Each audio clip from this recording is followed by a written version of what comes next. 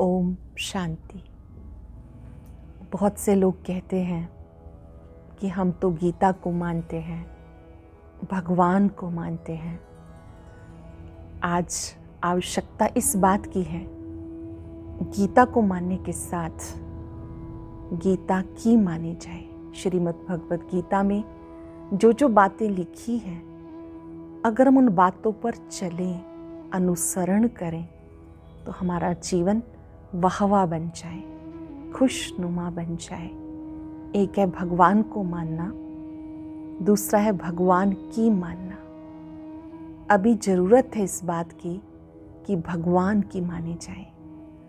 अब तक हमने जो जो राजयोगा कोर्स के लेसन सीखे हैं, तो उसमें एक बात जो हमें अवश्य सीखनी है, समझनी है कि ये सत्य ज्ञान है, ईश्वरीय ज्ञान है, और उसमें हमें सबसे पहले निज का परिवर्तन करना है। जब हम अपने को बदलते हैं तो उसकी बहुत खुशी होती है। अतीन्द्रिय सुख मिलता है जब व्यक्ति अपना बदलाव स्वयं करता है। सबसे पहला परिवर्तन हम सबने सीखा कि मैं शरीर नहीं, इस शरीर को चलाने वाली पवित्र शक्ति आत्मा हूँ। जब आप अपने आत्मिक स्वरूप में टिकते हैं तो आप में समभाव आना शुरू हो जाता है। आपको सबके गुण दिखाई देने शुरू हो जाते हैं। आप महसूस करते हैं कि ये सृष्टि रूपी रंगमंच पर हर एक आत्मा अपना अपना अभिनय कर रही है। सब अच्छे हैं, सब अच्छा हो रहा है।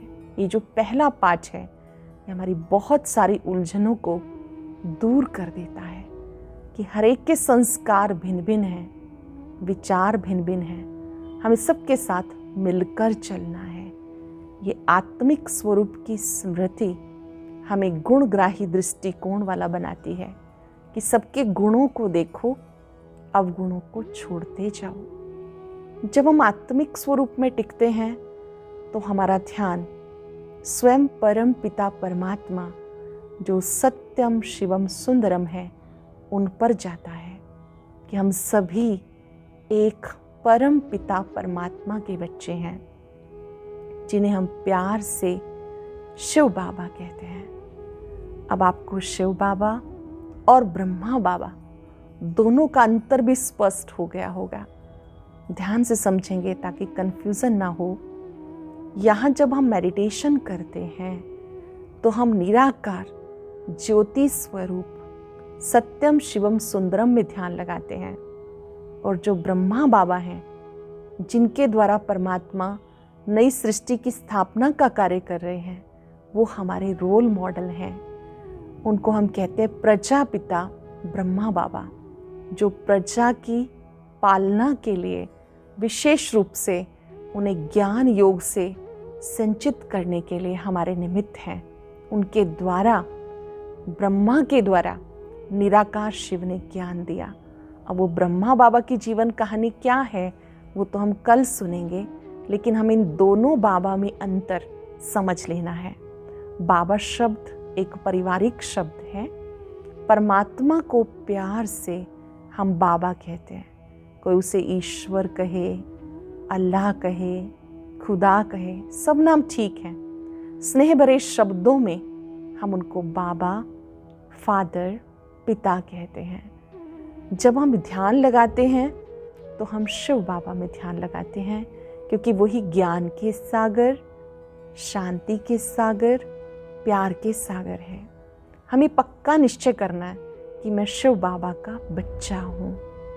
जब आप कहते हैं मैं बाबा का बच्चा हूँ, तो आपके मन में आत्मिक स्वरूप रहना चाहिए कि मैं ज्योति बिंदु सितारा मस्तक में चमक रहा हूँ। और जितनी भी संसार में आत्माएं हैं, सब परमात्मा के बच्चे हैं। भले कोई उसे बाबा ना कहे, ईश्वर कहता हो, या वो ना भी मानता हो, तो भी परमात्मा अपनी हर रूह से बहुत प्यार करते हैं। शिव बाबा कल्याणकारी हैं, और वो ही इस सृष्टि पर आकर ये सत्य ज्ञान देते हैं ये हम सबके लिए बहुत बड़ी खुशकिस्मती है कि अब वो परम पिता स्वयं सत्य ज्ञान दे रहे हैं। हमें उनको तीसरे नेत्र से पहचानना है, उसकी मदद को पहचानना है। परमात्मा पिता को पहचानने का अर्थ है कि अब हमें निश्चय हो कि एक ही है जो ज्ञान सागर है, वही है जो सुख का सागर है, और वो मेरा है। उसको आप प्रैक्टिकल में फील करेंगे कि मेरे बाबा मेरे साथ हैं और वो मेरी मदद करते हैं। आप उसे यूज़ करके देखो। कोई चीज़ आप रख के भूल गए, बाबा को कहो, बाबा आप ही बताओ मैंने कहाँ रखी है। आप खाना खा रहे हो, बुलाओ, मेरे बाबा मेरे साथी आ जाओ, इस भोजन को स्वीकार करो। महसूस करो कि परमात्मा दृष्टि देकर, शक्ति देकर उस भोजन को एक प्रसाद बना देते हैं। हमारे बुलावे पर वो आते हैं, केवल उसे याद करो। भगवानुवाच, जो मेरी याद में मगन हो जाते हैं उनके लिए सोचने का काम भी मैं करता हूँ। हमारा जो मुख्य कार्य है वो है अपने को आत्मा समझ परमात्मा को याद करना, उसकी उपस्थिति को अनुभव करना कि वो मेरी मदद करता है। कभी कभी वो हमारी मदद करता है, हम उससे समझ नहीं पाते हैं। ये समझना है कि वो मेरा मददगार है। एक छोटी सी बात मुझे याद आती है कि एक बार एक गांव में अनाउंसमेंट हो जाती है कि सभी से खाली कर दें क्योंकि बाढ़ आने की संभावना है। सब लोग उसे खाली कर देते हैं, लेकिन एक बुजुर्ग बाबूजी वो खाली नहीं करते, अपने घर में बैठे रहते हैं। सब लोग कहते हैं कि सब जा रहे हैं, आप भी चलो, लेकिन वो तैयार नहीं होते। जब सब चले गए तो वहाँ पे घोड़ा गाड़ी वाला आया और आके कहता है, बाबूजी सब ने गांव खाली कर दिया, आप भी चलो। उन्होंने कहा, वो जो बुजुर्ग थे, मैं भगवान से प्यार करता हूँ, भगवान मुझसे प्यार करते हैं, वो स्वयं मेरी रक्षा करेंगे। अब ये बात सुनकर घोड़ा गाड़ी वाला चला गया। थोड़ी देर के बाद जीप वाला आया। अब उसने कहा, बाबूजी सब चले गए, मैं आपकी मदद के लिए आया हूँ, आप आइए, मैं आपको ले चलता हूँ। उनका वही जवाब था, भगवान मेरी रक्षा करेगा, आप अपना कार्य करो। इतने में वहीं से एक नौका वाला आया। उसके पास नौका थी, थोड़ा थोड़ा पानी आना शुरू हुआ। इस बुजुर्ग व्यक्ति को फिर से उन्होंने रिक्वेस्ट की, नौका वाले ने, मैं आपको लेने आया हूँ, मदद करने आया हूँ, आप चलो। उनका वही जवाब था, भगवान मुझसे प्यार करता है, वो मेरी रक्षा करेंगे। इतने में क्या हुआ, उस तेज बाढ़ से उनकी मृत्यु हो गई। जब वो भगवान के पास पहुँचे तो भगवान से पहला उड़ाना उन्होंने दिया। मैं आपकी याद में रहता था, आपको अपने कर्म से पहले पुकारता था, आप तो मेरी मदद के लिए आए ही नहीं। तो भगवान ने बहुत सुंदर जवाब दिया, मैंने तो तुम्हारी मदद की, पर तुम्हें तो समझ में ही नहीं आया कि मैं तुम्हारी मदद कर रहा हूँ। कहते, क्यों भगवान? कहते, जब सब चले गए तो बताओ घोड़ा गाड़ी वाले को किसने भेजा? जब सब चले गए तो जीप वाले को किसने भेजा? नौका वाले को किसने भेजा? मैं तो तुम्हारी मदद कर ही रहा था, लेकिन तुम थे जो मेरी मदद को पहचान नहीं पाए। अब उस बुजुर्ग व्यक्ति को अपनी भूल का एहसास हुआ। तो परमात्मा भी हम सबकी बहुत मदद करते हैं। कभी किसी के द्वारा हमें वो जागरूक करते हैं, हमें जगाने का प्रयास करते हैं, कभी किसी के माध्यम से, लेकिन कभी कभी हम पहचान नहीं पाते कि वो हमारी मदद कर रहा है। जो भी हमारी उलझन होती है उसका समाधान स्वयं करते हैं, बशर्ते कि हमें उस पर पक्का निश्चय होना चाहिए। तो हम सब ने सीखा कि शिव बाबा हम सब के पिता हैं, हमेशा हमारी मदद करते हैं, हमें वो ज्ञान देते हैं, प्यार देते हैं, शक्ति देते हैं। जहाँ हम उलझ जाते हैं वो स्वयं मदद करते हैं किसी ना किसी को निमित्त बनाते हैं। ब्रह्मा बाबा वो भी शिव बाबा को ही याद करते हैं, क्योंकि कोई भी देहधारी परमात्मा नहीं होता। जो सुप्रीम सोल है वही सोर्स ऑफ एनर्जी है, वही ocean of peace, love, happiness है, वही सुख का सागर, आनंद का सागर, पवित्रता का सागर है। हम सब ने ये भी समझा कि हमें परमात्मा को केवल दुख में ही याद नहीं करना, बल्कि सुख में भी याद करना है। जब हम सुख में याद करेंगे, अभ्यास डालेंगे, तो दुख में आने के लिए वो स्वयं बाध्य हो जाएगा। हमें अपनी दिनचर्या में कुछ समय सेट करने हैं कि इस समय मुझे 15-15 मिनट ज़रूर याद करना है। आप अपनी याद की यात्रा, मेडिटेशन का टाइम 15 मिनट से शुरू करें। सुबह जल्दी उठकर ज़रूर मेडिटेशन करें, एज अर्ली पॉसिबल। आप अपनी क्षमता के अनुसार, अगर आप 4 बजे उठते हैं तो बहुत अच्छा, लेकिन किसी कारणवश अगर लेट भी हो जाए तो जितने बजे भी उठे, पहले 15 मिनट आपने शिव बाबा को याद करना है, उनका थैंक्स करना है। उन्होंने हमें अपना साथ दिया, उसके लिए शुक्रिया। ज्ञान दिया, उसके लिए शुक्रिया। अपना बनाया, उसके लिए शुक्रिया। उठते ही याद कर ले, मेरा बहुत खुशी का दिन है, आज मेरा आनंदमय दिन है, आज का दिन मेरा सफलताओं से भरा दिन है। आपने सुबह 15 मिनट बहुत प्यार से जब परमात्मा को याद किया, उसका शुक्रिया किया, उससे शक्ति ली, तो पूरा दिन आपका अच्छा हो जाएगा। रात्रि सोने से पहले या नुमा शाम का समय 7 से 7:30, आप उस समय भी बाबा को बहुत प्यार से याद करें। आप याद करेंगे तो परिवर्तन आएगा। ज्ञान भी तब समझ में आता है जब हम उसको याद करना शुरू करते हैं। आप अगर राजयोग कमेंट्री लिखेंगे तो राजयोग कमेंट्री आप सुन सकते हैं, उसको सुनते सुनते योग अभ्यास करें। वैसे आपको मन का मिलन ही बनाना है परमात्मा से, उनसे रूहान करनी है।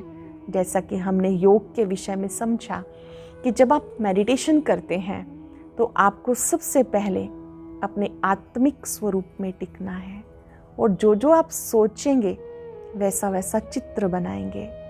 अगर आपका चिंतन और दर्शन एक समान है तो मन एकाग्र हो जाएगा।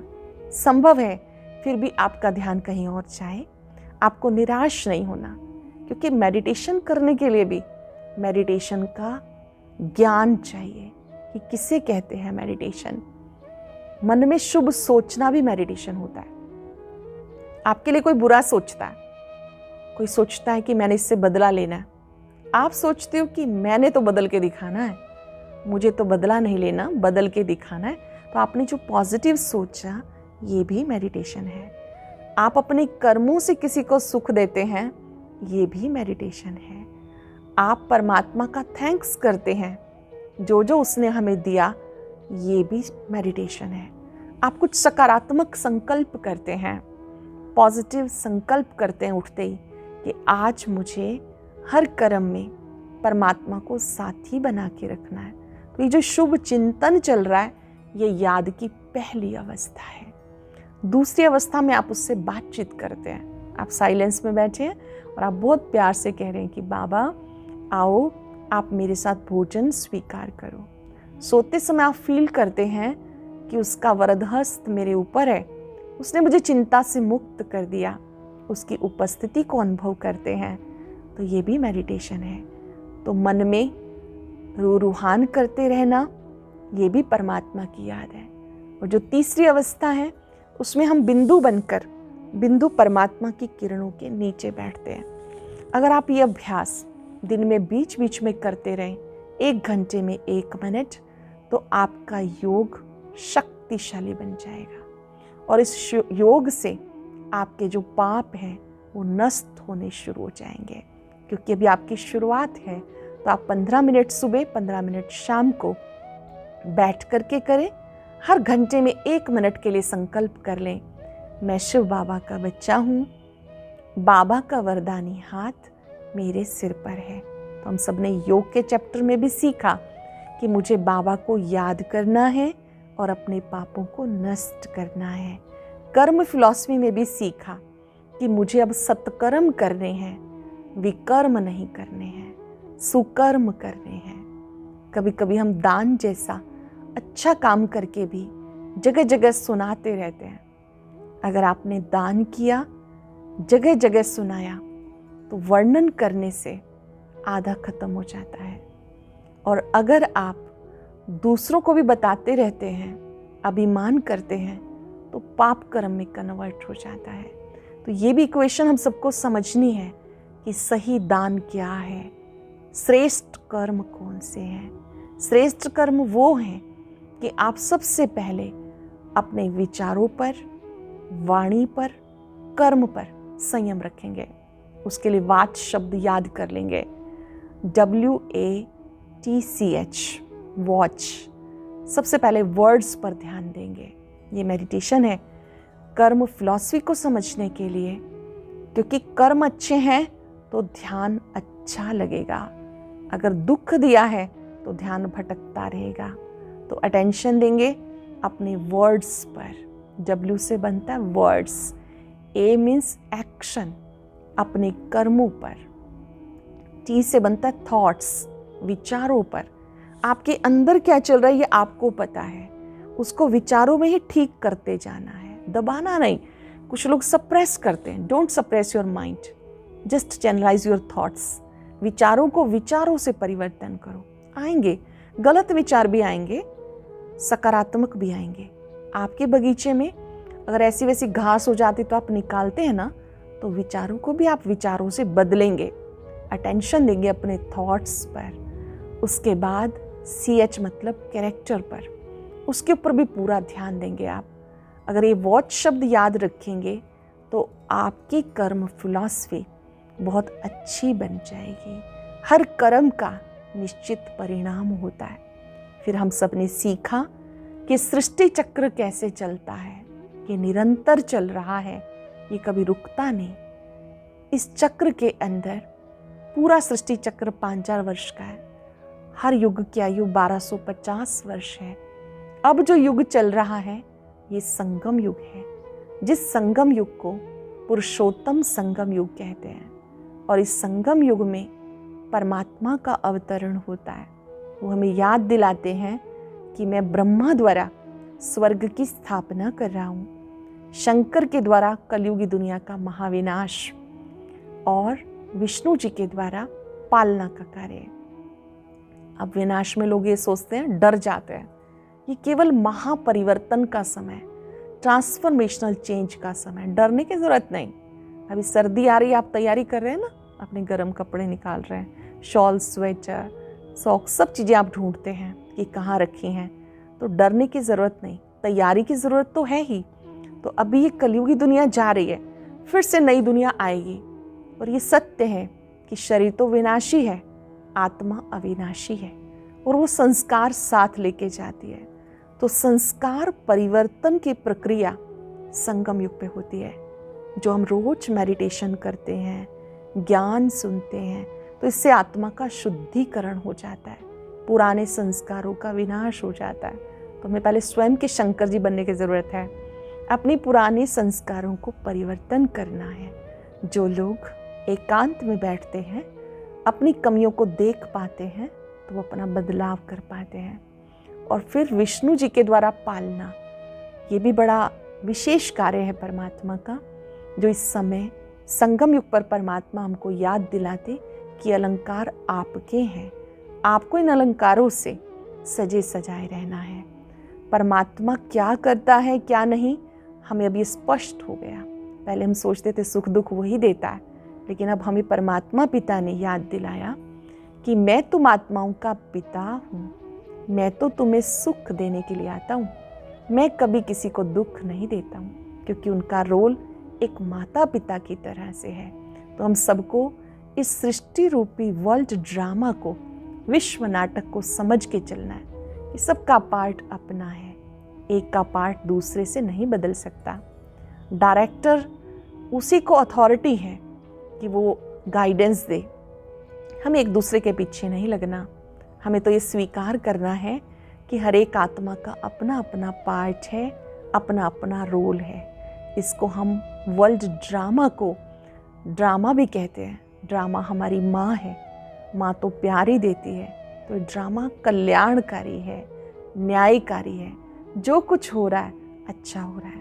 अब तक हम सब ने इन तथ्यों को समझा। अब हम अपने लक्ष्य को सामने रखेंगे। हमारा लक्ष्य है श्री लक्ष्मी श्री नारायण जैसा बनना। जैसा कि इस चित्र में दिखाया है कि श्री लक्ष्मी श्री नारायण सतयुगी दुनिया के विश्व महाराजन, विश्व महारानी है। इन्हें प्रसन्नता पूर्वक दिखाया है। चेहरे पे एक प्रसन्नता है, संतुष्टता है। जैसे आप किसी कॉलेज में एडमिशन लेते हैं तो आपको पता है मुझे डॉक्टर बनना है, इंजीनियर बनना है। तो ये जो विद्यालय है जहाँ इस कोर्स के द्वारा हमारा एडमिशन हुआ है, ये मनुष्य से देवता बनने का कॉलेज है। और देवता बनने से पहले हमें एक अच्छा इंसान बनना है। आज इंसानों की भी बहुत कमी हो गई। इंसान हर जगह जन्म लेते हैं, लेकिन इंसानियत कहीं कहीं जन्म लेती है। पहले एक अच्छे इंसान बनेंगे। अगर हम अच्छे इंसान बनेंगे तो हम देवत्व की ओर चलेंगे। देवत्व हमारे अंदर ही समाया है। कहते हैं नर ऐसी करनी करे जो श्री नारायण बन जाए, नारी ऐसी करनी करे जो श्री लक्ष्मी बन जाए। तो व्यक्ति कर्म से महान बनता है, वक्तव्य से नहीं, कर्तव्य से। हमें ये लक्ष्य सामने रखना है, मुझे ऐसा बनना है। हर कर्म से पहले अपने लक्ष्य को ज़रूर स्मरण करें। क्या मैं देवता बन के कर्म कर रहा हूँ? देवता कैसे चलते हैं, कैसे खाते हैं, कैसे बोलते हैं? संस्कार तो आत्मा के अंदर ही है, केवल उसको इमर्ज करना है। जिनके सामने लक्ष्य रहता है तो लक्षण स्वतः ही आते जाते हैं। जब हम प्रतिदिन सुनते हैं इन ज्ञान की बातों को तो हमारे अंदर जागृति आती जाती है। आप अपने पास एक डायरी में ज़रूर लिखेंगे आज के लेसन में मैंने क्या सीखा। अब तक के लेसन आज थोड़े थोड़े आपको रिपीट कराए गए। आपने स्वयं बैठकर अपनी डायरी को मेंटेन करना है कि पहले लेसन में मैंने क्या सीखा, दूसरे लेसन में क्या सीखा, तीसरे में मैंने क्या सीखा। चाहे इसको दोबारा सुनना पड़े। अगर आपका कोई प्रश्न है तो आप कमेंट बॉक्स में लिखकर भेज सकते हैं। अगर आप लिखकर भेजेंगे तो आपको उसका जवाब मिलेगा। ये केवल एक रिवीजन है कि हम मुख्य मुख्य तथ्यों को पहचान जाएं। इस लक्ष्य के साथ साथ अक्सर कोर्स में कल्प वृक्ष का चित्र भी आता है। कल्प 5000 वर्ष के समय को कहते हैं। परमात्मा पिता ने इस कल्प वृक्ष के विषय में जो हम सबको ज्ञान दिया, स्मरण रहे कि ये सत्य परमात्मा ही उद्घाटित कर रहे हैं। हम किसी के गुरु नहीं, परमात्मा स्वयं सत्य गुरु हैं। वही आकर के हम सबको ये ज्ञान दे रहे हैं। हमें जब मेडिटेशन करना है तो उस परम सत्य गुरु को याद करना है। जैसे किसी कन्या की सगाई होती है तो उसमें कोई ना कोई बिचौलिया तो होता ही है। तो कन्या उस बिचौलिए को याद नहीं करती है, जिससे उसका संबंध जोड़ा गया उसी को याद करती है। तो हमें भी कोई ना कोई निमित्त बनता है ये कोर्स कराने के लिए, लेकिन हमें याद परम पिता परमात्मा को करना है।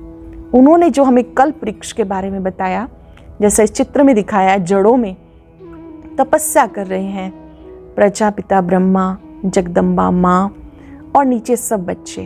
ये समय है संगम युग का, जो 84 जन्मों की तकदीर लिखने का समय है। कलम भी परमात्मा ने हमारे हाथ में दी है।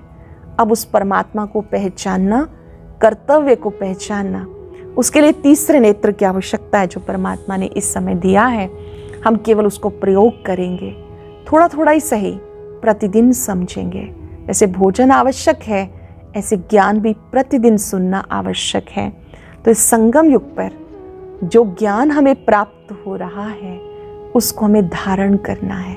स्मरण रहे, केवल सुनने से कल्याण नहीं होगा, सुनने के साथ समझना है, जीवन में उतारना है। छोटी छोटी बात की भी हम प्रैक्टिस करेंगे तो जीवन में बदलाव आ जाएगा। इसमें तने के रूप में दिखाया है कल्प वृक्ष में कि सतयुग और त्रेता में एक धर्म, एक राज्य, एक भाषा थी। तना मजबूत था, सब में एकता थी, सम्मान था, एक दूसरे के प्रति रिस्पेक्ट था। द्वापर युग के अंदर और शाखाएं आ गई, क्रिश्चियन धर्म, बौद्ध धर्म, इस्लाम धर्म। कलयुग में अनेक धर्म। आज इतने धर्म हैं, उनकी गणना करना भी मुश्किल बात हो गई है, क्योंकि लोग धर्म का अर्थ भूल गए। बस यहाँ लेबल लगा लेते हैं कि मैं फलां धर्म का हूँ। वो धर्म को मानते हैं, धर्म की नहीं मानते हैं। जो लिखा हुआ है धर्म शास्त्रों में, उसको नहीं मानते हैं। तो वास्तव में ज़रूरत है कि हम इस समय अपने सत्य स्वधर्म में स्थित हो जाएं। जब ऐसा समय हो जाता है तो परमात्मा ब्रह्मा के तन से ज्ञान देकर याद दिलाते हैं कि अब परिवर्तन होगा, महापरिवर्तन होगा, फिर से वो दुनिया आ जाएगी। अब कई लोग कहते हैं कितने वर्ष बाकी हैं जी, विनाश कब होगा? इस चक्कर में मत जाइए कि विनाश कब होगा, कितने वर्ष बाकी हैं। अपना तो 1 सेकंड का भरोसा नहीं। कहते आप मुए जग पर ले। जब व्यक्ति स्वयं समाप्त हो जाता है, उसके लिए दुनिया ही खत्म हो जाती है। तो हमें इस चक्कर में नहीं जाना कि कितना समय बाकी है। एक एक पल को परमात्मा की याद से सफल करना है, पल पल को जीना है और खुशी से जीना है। जब हम परमात्मा को याद करते हैं तो हमारा हर दिन बहुत खुशियों भरा हो जाता है। तो ये कल्प वृक्ष जो 5-4 वर्ष का है, ये हम सबको याद दिलाता है कि हम कल्प कल्प की विजयी आत्माएं हैं, तपस्वी आत्माएं हैं, पूर्वज आत्माएं हैं। हमारा फर्ज है कल्प वृक्ष की सब आत्माओं को शांति देना, शक्ति देना और सबके लिए मंगल कामना करना। आज के दिन हम अपने लक्ष्य को स्मरण करेंगे कि मुझे फिर से देवता बनना है, दिव्य गुणों को अपने में लाना है, जैसे धैर्यता, मधुरता, संतुष्टता, साथ साथ अंतर्मुखता। अपने लक्ष्य को सामने रखकर अपने लक्षणों को जागृत करेंगे। अभी कुछ सेकंड के लिए परम पिता परमात्मा पर एकाग्र हो जाइए, जो जगत नियंता है, कल्याणकारी है,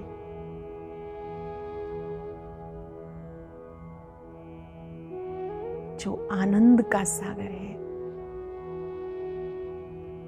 कुछ सेकंड के लिए उस आनंद के सागर पर एकाग्र हो जाएं। महसूस करेंगे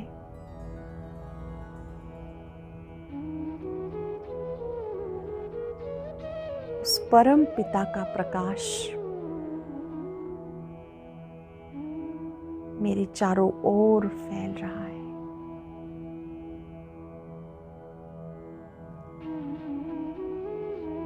आज मैंने अपने लक्ष्य को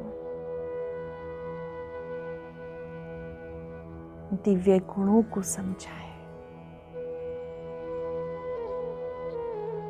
अब मुझे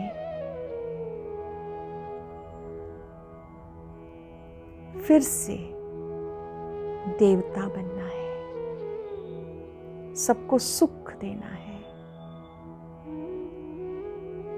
अपने शब्दों से, श्रेष्ठ विचारों से,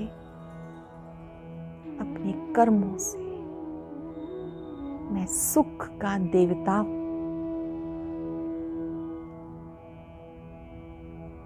सूर्य के प्रकाश की तरह परमात्मा का प्रकाश